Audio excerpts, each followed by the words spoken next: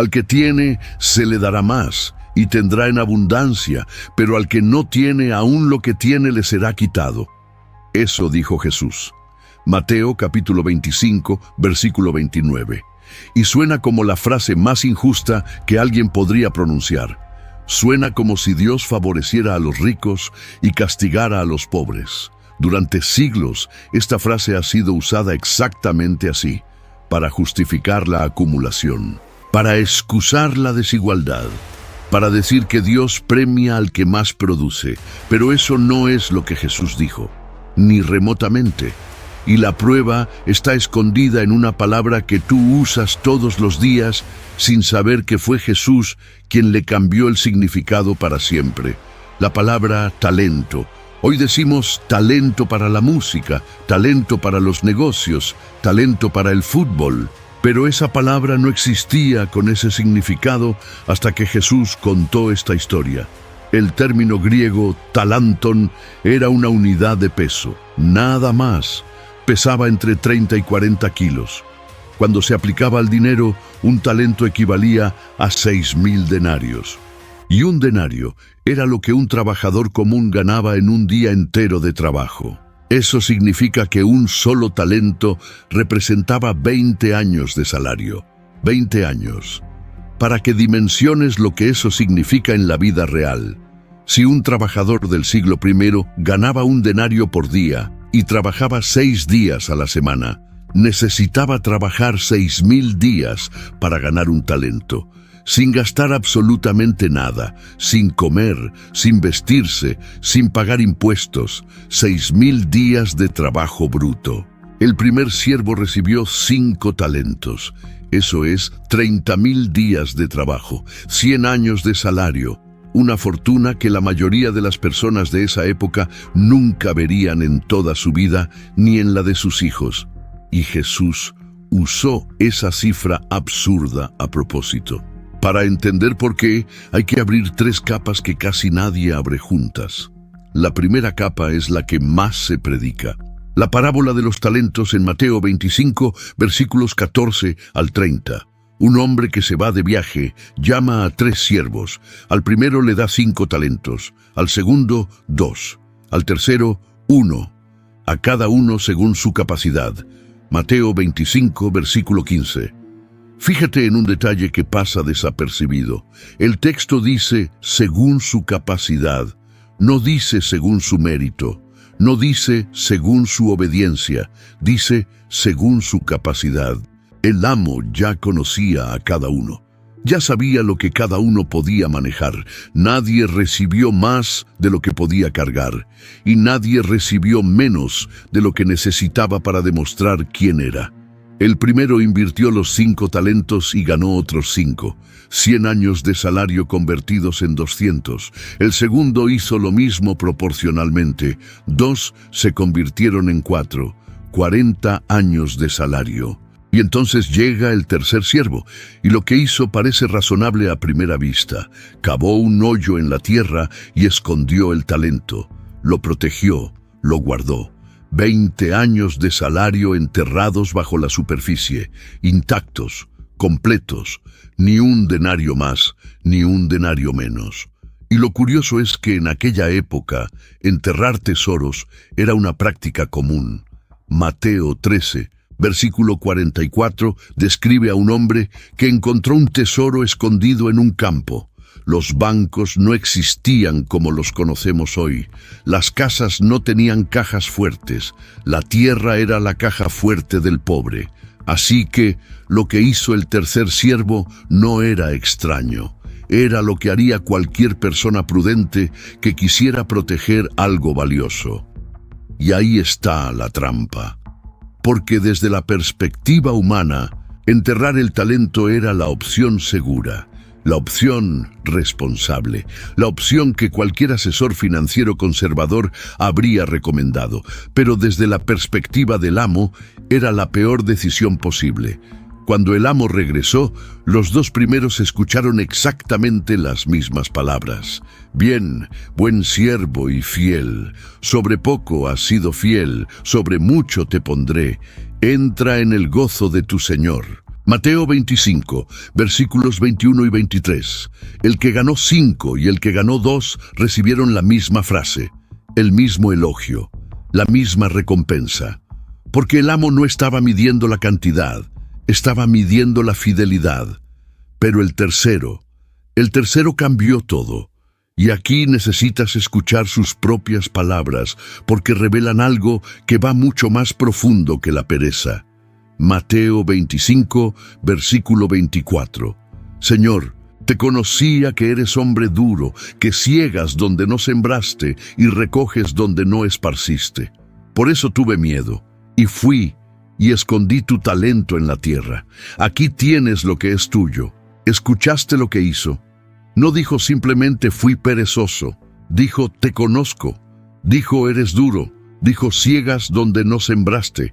Le estaba diciendo a su amo, tú eres injusto, tú tomas lo que no te pertenece, tú exiges lo que no diste. Y hay algo que los comentaristas antiguos notaron y que es devastador. Juan Bengel, el teólogo alemán del siglo XVIII, observó que cavar un hoyo y enterrar el talento requería más esfuerzo físico que caminar hasta los banqueros y depositarlo.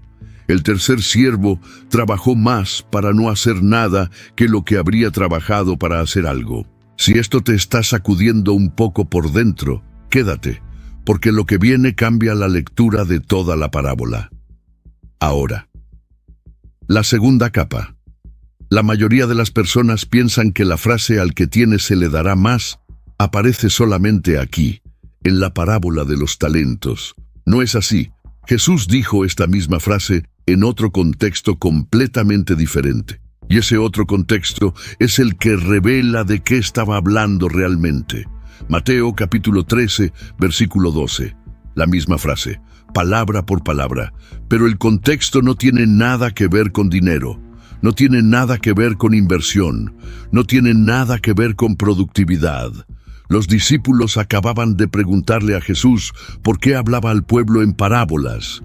Y Jesús respondió algo que nadie esperaba. Porque a ustedes les es dado conocer los misterios del reino de los cielos, pero a ellos no les es dado, porque a cualquiera que tiene, se le dará, y tendrá más. Pero al que no tiene, aun lo que tiene, le será quitado. Por eso les hablo por parábolas, porque viendo no ven, y oyendo no oyen ni entienden. Mateo 13, versículos 11 al 13. ¿Ves lo que acaba de pasar? La frase no es sobre dinero, es sobre comprensión espiritual. El que tiene se refiere al que tiene un corazón abierto, al que escucha y procesa, al que recibe la semilla y la deja echar raíz. Y el que no tiene es el que oye las mismas palabras, ve las mismas señales, está en la misma audiencia, pero su corazón está cerrado. Y Jesús conectó esto directamente con una profecía de Isaías, capítulo 6 de Isaías, versículos 9 y 10. De oído oiréis, y no entenderéis, y viendo veréis, y no percibiréis, porque el corazón de este pueblo se ha engrosado, y con los oídos oyen pesadamente, y han cerrado sus ojos. Isaías recibió esa comisión 700 años antes de que Jesús la citara, y lo asombroso es que Dios le dijo a Isaías que predicara sabiendo que la gente no iba a entender, no porque la verdad fuera confusa, sino porque los corazones ya estaban cerrados, y eso cambia radicalmente lo que significa al que tiene se le dará más. No es una ley económica, es una ley espiritual. La verdad que recibes y aplicas te abre la puerta a más verdad. La verdad que ignoras se desvanece, no porque alguien te la quite, sino porque el músculo que no se usa se atrofia. Si nunca habías conectado estos dos pasajes, Mateo 13 con Mateo 25, quédate, porque la tercera capa es la que más duele. Hay una versión de esta misma enseñanza en Lucas capítulo 19 que añade algo que Mateo no incluye, y ese algo tiene un trasfondo histórico que la audiencia de Jesús entendió perfectamente, pero que nosotros hemos perdido por completo. Lucas 19, versículo 11, nos da el contexto exacto. Jesús estaba cerca de Jerusalén. Acababa de salir de la casa de Zaqueo.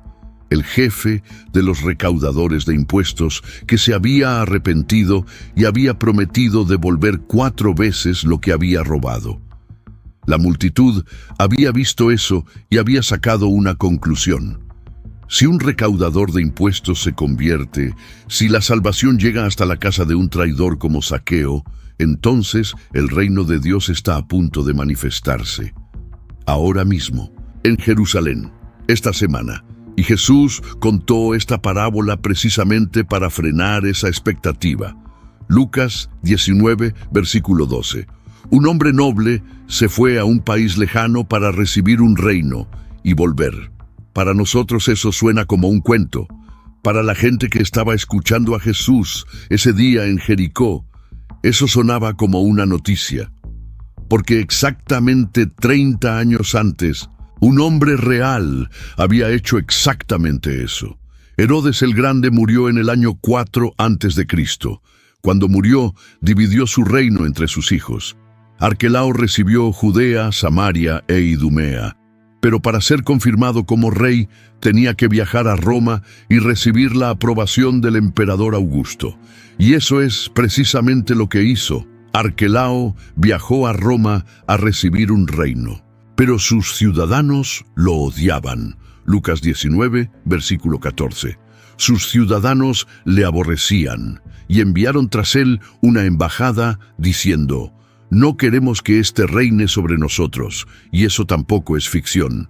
Josefo, el historiador judío, registra que una delegación de 50 líderes judíos viajó a Roma para pedir a César que no dejara reinar a Arquelao. Más de 8.000 judíos que vivían en Roma se unieron a la protesta en el palacio, pero César le dio el poder de todas formas. No el título completo de rey, sino el de etnarca, con la promesa de que si gobernaba bien, recibiría el título completo después. Y cuando Arquelao volvió a Judea, masacró a 3.000 de sus súbditos durante la fiesta de Pascua para dejar claro quién mandaba. Su reinado fue tan brutal que 10 años después, en el año 6 después de Cristo, una nueva delegación de judíos y samaritanos viajó a Roma y logró que César lo destituyera y lo exiliara a la Galia. Después de eso, Roma dejó de confiar en los hijos de Herodes y empezó a enviar gobernadores romanos. Así es como eventualmente llegamos a Poncio Pilato. Jesús estaba usando una historia que todos conocían. Todos los que estaban en Jericó ese día habían crecido con el recuerdo de Arquelao. Algunos probablemente tenían familiares que murieron en esa masacre, pero Jesús le dio un giro a esa historia que nadie esperaba. En la versión de Lucas, cada siervo recibe la misma cantidad, una mina, no talentos. Una mina equivalía a unos 100 denarios, aproximadamente 3 meses de salario, una cantidad modesta. Y la orden fue la misma: negociad entre tanto que vengo. Lucas 19, versículo 13. Si compartiste este video con alguien que necesitaba escucharlo, te lo agradezco, porque lo que viene ahora va a conectar todo. El primer siervo convirtió una mina en 10. Recibió autoridad sobre 10 ciudades. El segundo convirtió una en 5. Recibió 5 ciudades. Y el tercero llegó y dijo exactamente lo mismo que el siervo de Mateo: Señor, aquí está tu mina, la cual he tenido guardada en un pañuelo, porque tuve miedo de ti, por cuanto eres hombre severo, que tomas lo que no pusiste y ciegas lo que no sembraste. Lucas 19, versículos 20 y 21. Mismo miedo, misma acusación, mismo resultado. Pero Lucas añade algo que Mateo no tiene. Versículo 22, le dijo: mal siervo, por tu propia boca te juzgo, por tu propia boca. Eso es demoledor. El amo no lo juzgó por lo que no hizo, lo juzgó por lo que dijo que creía. El siervo declaró que su amo era injusto, severo, explotador, y el amo le respondió con su propia lógica: si de verdad creías que soy así de duro, entonces con más razón debiste haber puesto mi dinero en el banco para que al menos generara intereses. Lucas 19, versículo 23. La lógica del siervo se derrumbó sola. Si el amo fuera tan terrible como él decía, la respuesta correcta era obedecer con más urgencia, no esconderse. Si el amo fuera tan exigente como él pensaba, la peor estrategia posible era no hacer nada. Su propia descripción del amo lo condenaba. Y entonces viene la frase: os digo que a todo el que tiene se le dará más, pero al que no tiene, aún lo que tiene se le quitará. Lucas 19, versículo 26. Ahora, detente un segundo y mira las tres capas juntas. En Mateo 13, la frase habla de comprensión espiritual. Quien recibe la verdad con el corazón abierto, recibe más verdad. Quien cierra el corazón, pierde incluso lo que creía tener. En Mateo 25, la frase habla de responsabilidad. Quien recibe algo de Dios y lo pone en acción, recibe más responsabilidad. Quien lo entierra, lo pierde. En Lucas 19, la frase habla de lealtad. Quien reconoce al rey y trabaja para su reino, recibe autoridad. Quien rechaza al rey, pierde todo. Tres contextos, la misma frase, y los tres apuntan a lo mismo. Lo que determina si recibes más o pierdes lo que tienes no es tu capacidad, no es tu punto de partida, no es cuánto te dieron, es qué hiciste con lo que recibiste. Y el siervo que enterró el talento no pecó por ser incapaz, pecó porque tenía una imagen distorsionada de Dios. Dijo: te conozco, pero no lo conocía.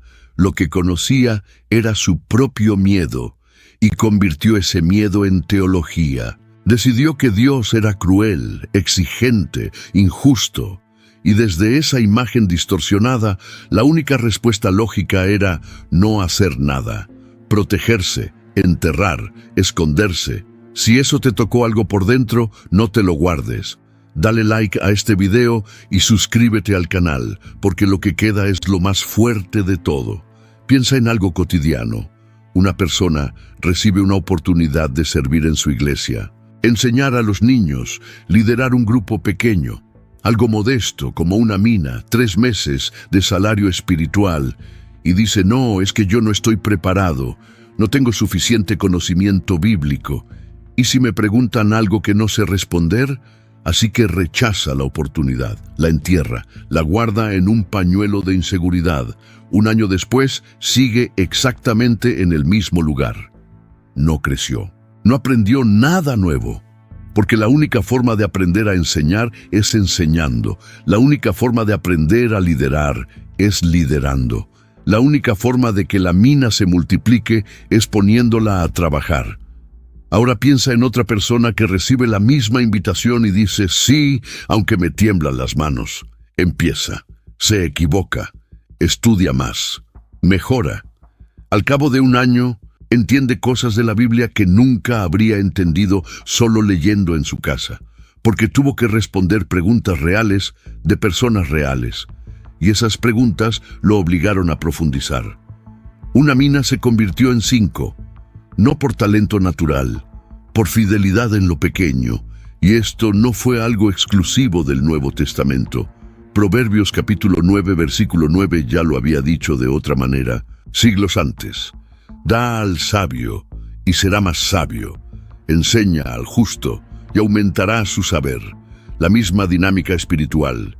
El que recibe sabiduría y la aplica, recibe más. No porque Dios sea selectivo, sino porque la sabiduría aplicada crea capacidad para más sabiduría. Es como un músculo. Lo que ejercitas, crece. Lo que abandonas, se deteriora. Pero hay un reverso oscuro de este principio que nadie quiere mirar. Oseas capítulo 4, versículo 6. Mi pueblo fue destruido porque le faltó conocimiento. Por cuanto desechaste el conocimiento, yo te echaré.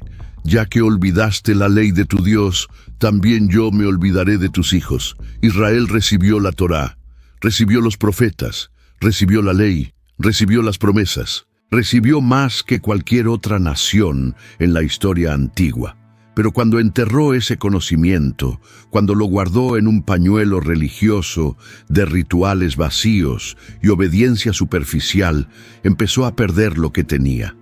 No porque Dios se lo arrancara, sino porque la verdad que no se vive se convierte en ruido. Y eso es exactamente lo que Jesús estaba diciendo en Mateo 13 cuando citó a Isaías. De oído oiréis y no entenderéis. La verdad estaba ahí. Las palabras sonaban igual, pero los corazones habían acumulado capas de grasa espiritual que impedían que la semilla llegara a tierra fértil. Ahora piensa en esto un momento. El siervo de la parábola devolvió el talento completo, intacto, no robó nada, no perdió nada. Desde afuera parece responsable, parece prudente, parece alguien que hizo lo correcto.